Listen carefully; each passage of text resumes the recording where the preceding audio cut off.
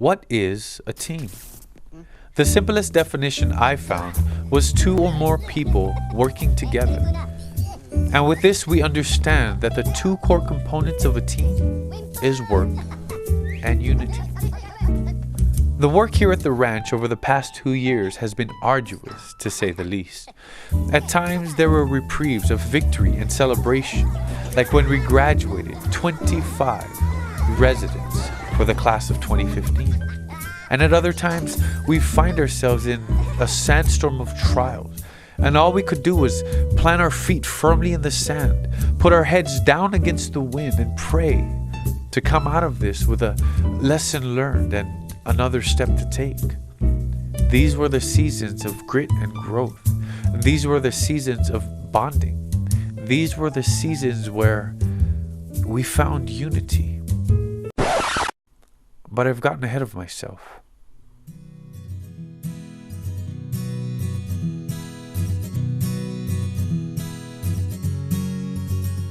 The ranch is at a place that it has never been before. Men and women today are staying longer because they are longing for more of God. There is a rise in the number of people leaving this ranch with a desire for ministry and a desire to serve God for the rest of their lives. But this did not come about by chance. This was a deliberate effort to accomplish the vision that God had given Pastor Rick for the ranch. And it began with our directors. You know, Felipe, man, he's a great guy. Man, Felipe, he's really down to earth. You know, he's a down to earth director. You know, one thing about Felipe, man, he really loves people.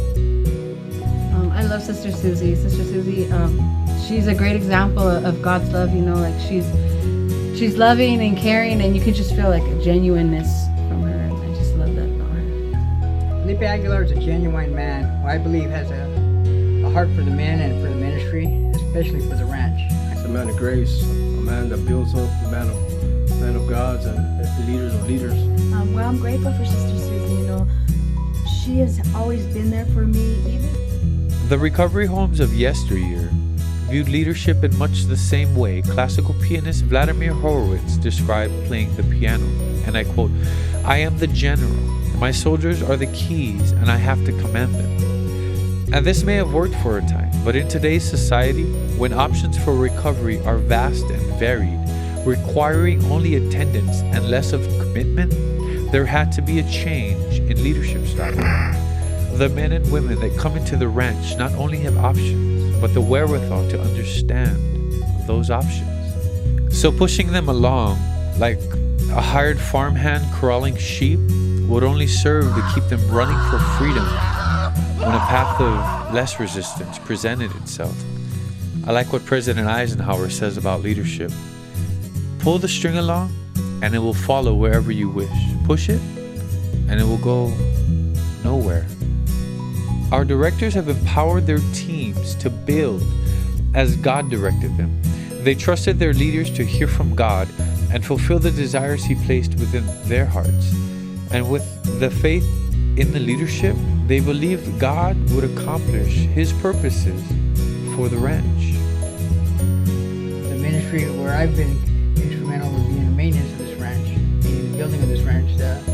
And men have come up, and they're men that are going to take it even further than I could have taken it, and I can hardly wait to see where they're going to take it. Some of the things, you know, that I've done here, you know, is really building the phases and taking the time out, you know, putting it on paper and teaching classes, and you know, even late after work, coming home, getting in the shower, and then going and teaching phases, you know, and you really see the effects of how people are actually growing and they're learning and they're being founded.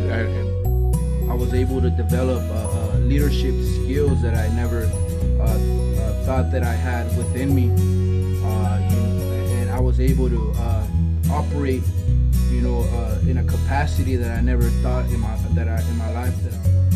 It's best to remember that things worth fighting for are actually fought for. And no great team has ever accomplished anything without that fight. Diligence is necessary, sacrifice is demanded, and both produce blood, sweat, and tears. One of the struggles it was when we're not in one accord. One of the struggles I could say as being in a team and something that we lack that's not beneficial to a team is communication. One of the struggles, and I strongly believe, is communication. Agreement is one of the struggles that, you know, us as a team, like, everybody has their own opinion or their own philosophy of leadership, and you know, we all come together, you know, and we learn, you know, agreeing with one another was one of the struggles. You know, one person says this, one person says that, and you know, we really had to deal with, you know, uniting as a team. You see, the struggles are real, yet an interesting thing happens in the midst of struggles. It's like a cut that heals over. At first, the skin surrounding the area is too sensitive to touch, and steering clear of it is smart practice. But as the wound heals and a scar forms, the skin grows back tougher than before, as if to say that it will not be easily broken again. And this is what happens to teams. The struggles bring strength and unity. And if we wanted a great team, then we had to embrace those struggles, and we had to believe that there was a purpose greater than any one person. Yet at the same time, we knew that being part of this team would commit each member to a greater purpose for their own lives. I see myself as a coach now. The home is a valuable place to be a coach. You know, you come in as a resident and you don't really have a lot of mentors, I believe, out there. Most of the mentors that men had were people of the street. Well, I want to be able to mentor men in a whole different direction. You know, coming alongside with Felipe Aguilar as a director and leadership here at this ranch, I think we've been able to coach a lot of these young men who will in turn be the future, the leaders, the next home directors. I'm rehab, you know, God has called me to be to establish home. My purpose is to help women. Like, God has given me a burden for women. I believe that God's going to use me all around the world. I will travel, you know, to help those hurting women. I just want to really thank God for the team that He has blessed me with. These women have upheld my arms, you know, they have got in there, and even the time when we went through recently, you know, where my husband was gone and then he had to go into the hospital, they uplifted my arms by being able to be there and run the home while I wasn't there, because I needed to be by my husband's side. And for that, I'm very grateful and blessed that God gave me the women that He has given me. You know, I remember when I took over the ranch in 2014, I remember that I just knew two things. You know, I knew that I was called to be a director, and also I knew another thing is that I need to fulfill the vision that God has given Pastor Rick and Sister Jeannie, and that was to produce men and women of God out of this ranch. Now to come again in 2014 with to assist, you know, to come and partner team with Brother Felipe, and how he has raised the standard up here to a level where it's never been seen before. Men of God have come out of here and are going to other countries, and I see that, and what a blessing it is to see that. I want to thank Christina, because Christina is so, it doesn't matter what I ask her to do, she will get it done. And I want to thank Angela, because Angela has the passion. So I know that I love to love people. And when I'm not in there, I know that they're being loved because Angela's there. Angela's there to be the compassionate one, the one to give them an ear, so that when I come back, the women are still there in the dorm. We still have a women's home.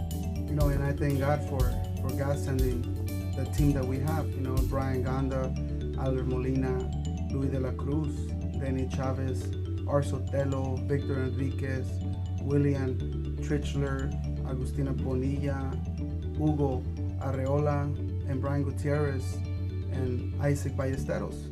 Well, I just want to be able to thank, you know, the team for uplifting my husband's hands, for allowing him to be a great father, for allowing him to be a great husband, and for being able to do things that I know his desire was to be able to do with our children.